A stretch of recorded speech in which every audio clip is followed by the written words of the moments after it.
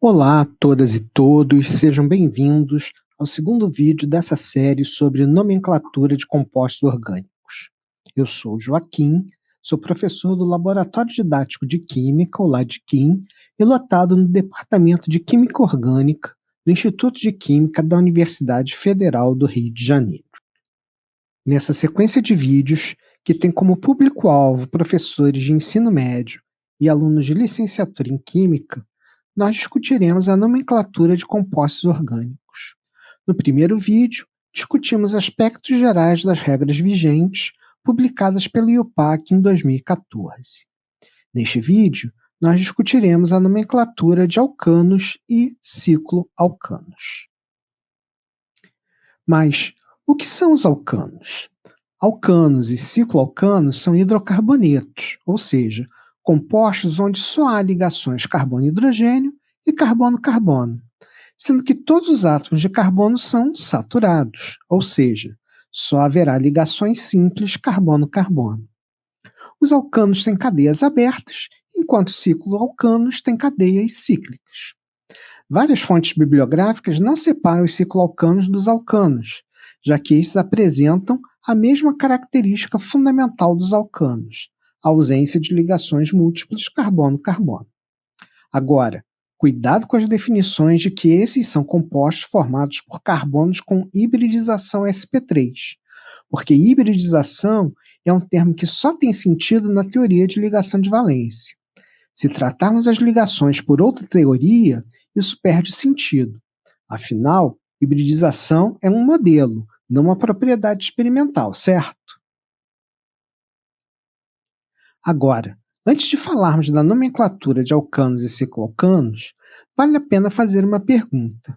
Para que falar de alcanos nas aulas de ensino médio? Bem, dentro da perspectiva de que precisamos falar de compostos que sejam social, ambiental ou economicamente relevantes, certamente os alcanos têm um lugar nessa discussão. Ou seja, nossa resposta pode ser melhor do que é porque tem questão desse assunto no Enem. Uma das razões para falarmos dos alcanos é o fato de que eles têm um papel fundamental na nossa sociedade como combustíveis, como matéria-prima para a produção de diversos materiais e são empregados não só industrialmente, mas estão presentes até em espaços esportivos e religiosos. Outra questão importante para discutir com nossos alunos acerca dos alcanos é o caso do metano. Esse alcano, que é o mais simples de todos por só ter um átomo de carbono, é um importante gás relacionado ao efeito estufa, um tema de grande importância socioambiental. Uma das principais fontes de metano são os bovinos. Isso se relaciona com o Brasil pelo fato de termos o segundo maior rebanho bovino do mundo, cujos pastos são criados a partir do desmatamento, especialmente por queimadas, de biomas ameaçados como o cerrado e a floresta amazônica. Ou seja, queimamos árvores, produzindo CO2, um gás de efeito estufa, para gerar pasto para o gado que vai produzir metano, outro gás de efeito estufa. Claro que é importante colocar que a contribuição desse metano de origem bovina para o aquecimento global é pouco significativa em comparação com outras fontes de gases de efeito estufa, ao contrário do que certas fontes da internet afirmam, né? Porém, é fundamental discutirmos com nossos alunos quem lucra com essa degradação ambiental e que consequências isso terá para o nosso futuro, já que algumas projeções para as próximas décadas mostram o Brasil perdendo lugar na economia mundial devido ao aumento da temperatura global e consequente redução da produtividade agropecuária. Já países que hoje são mais frios alcançarão as condições para produzirem alimentos em escala maior do que a atual, ou seja, para eles o efeito estufa será ótimo para os negócios. Isso dá uma boa reflexão sobre a geopolítica da picanha argentina, hoje e no futuro. Ou seja, o agro pode não ser pop, mas dá debate na aula de química. Agora, vamos discutir como construir os PINs, ou seja, os nomes preferenciais IUPAC, dos alcanos e cicloalcanos. Se você não lembra o que é PIN, reveja o tema lá no nosso primeiro vídeo. Vamos olhar um exemplo de estrutura de alcano para definir como construir o PIN. Então, esse composto tem uma única cadeia hidrocarbônica e é um alcano, já que não há ligações múltiplas carbono-carbono. Para construir o PIN, temos que seguir as regras de criação de nomes sistemáticos da IUPAC, sendo que a primeira regra nos diz que, para criar o PIN, temos que definir a cadeia principal, que sempre é a maior sequência contínua de átomos de carbono. Nesse caso, só temos uma sequência, e que tem 10 átomos de carbono.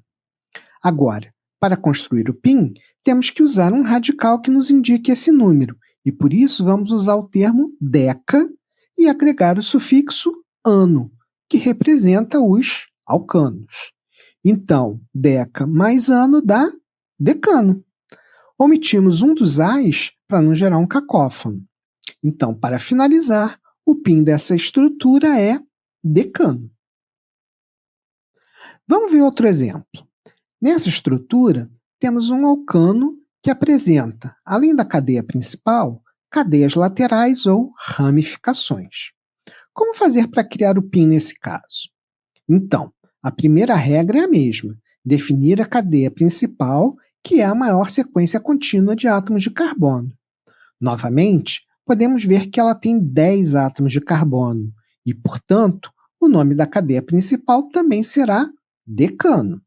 Em seguida, precisamos nomear as cadeias laterais. Como fazemos isso?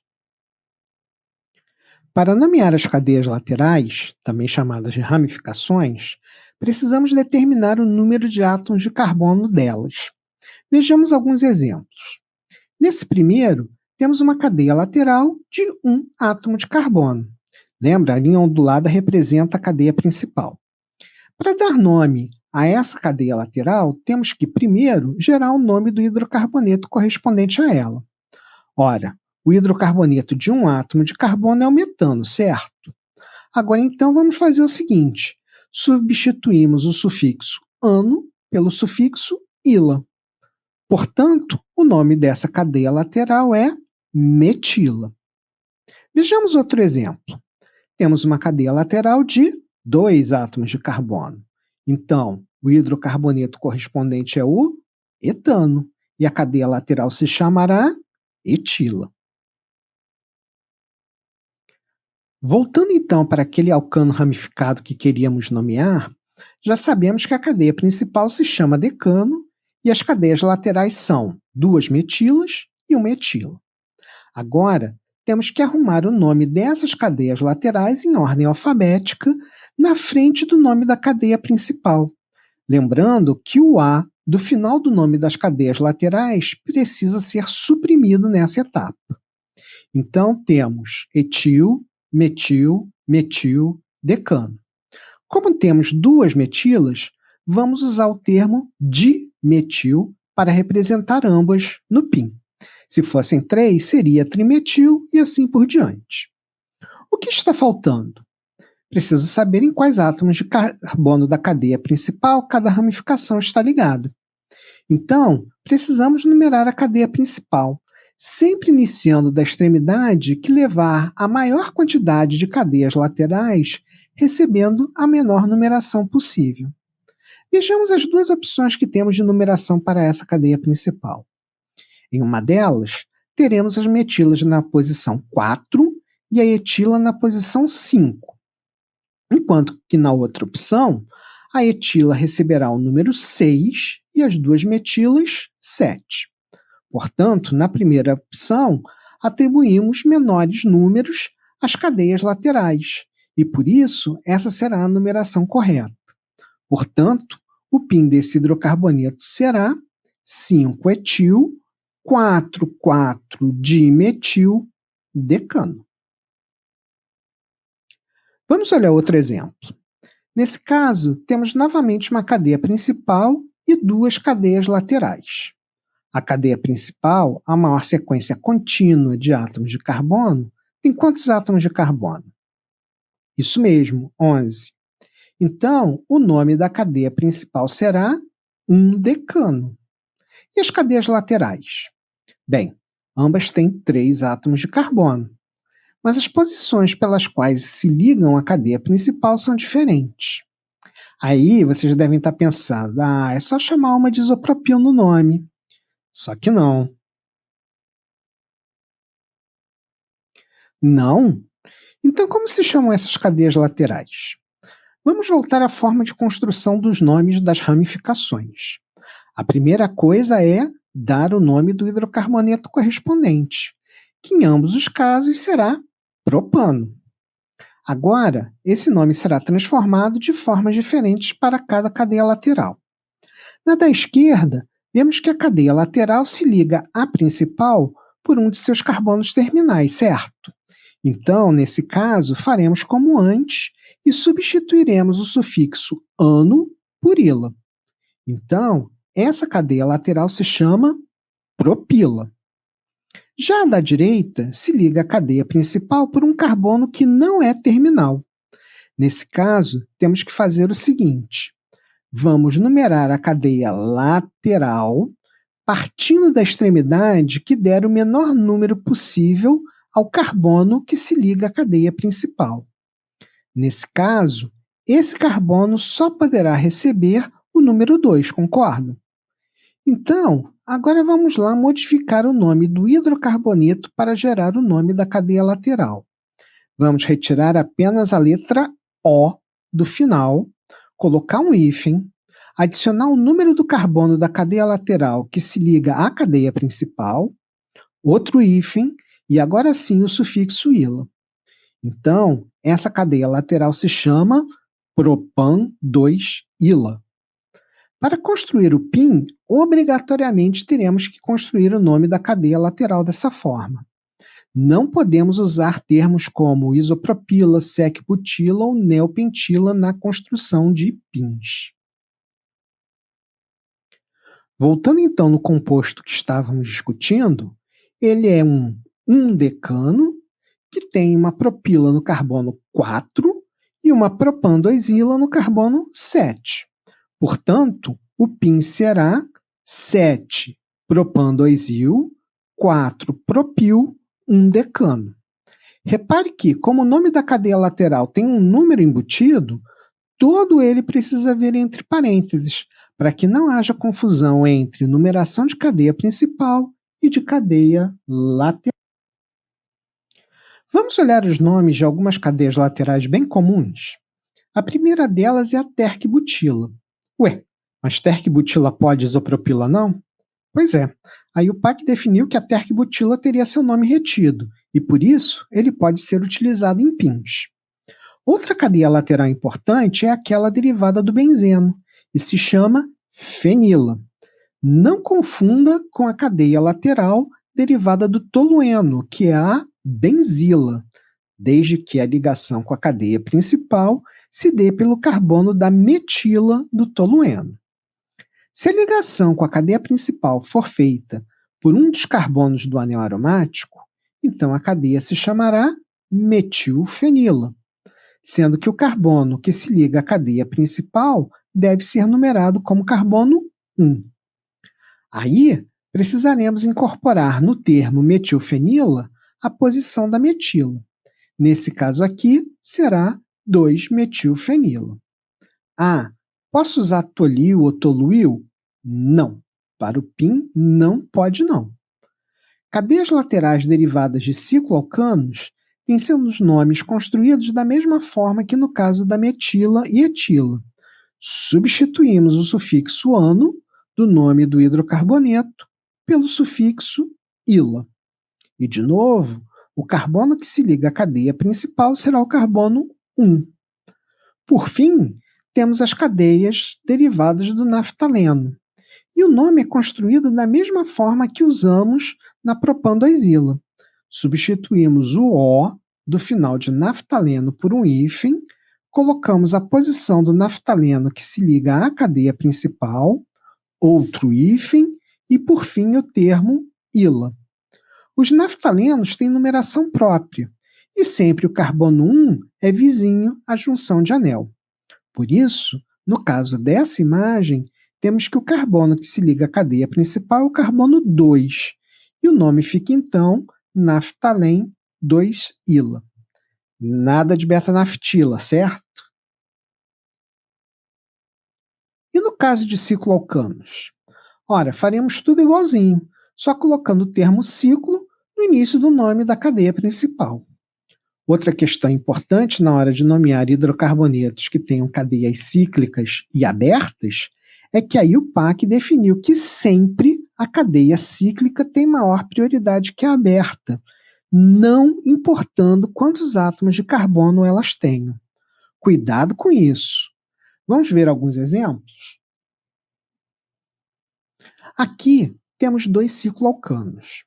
No da esquerda, vemos que a cadeia principal, que é a cíclica, existem 5 átomos de carbono.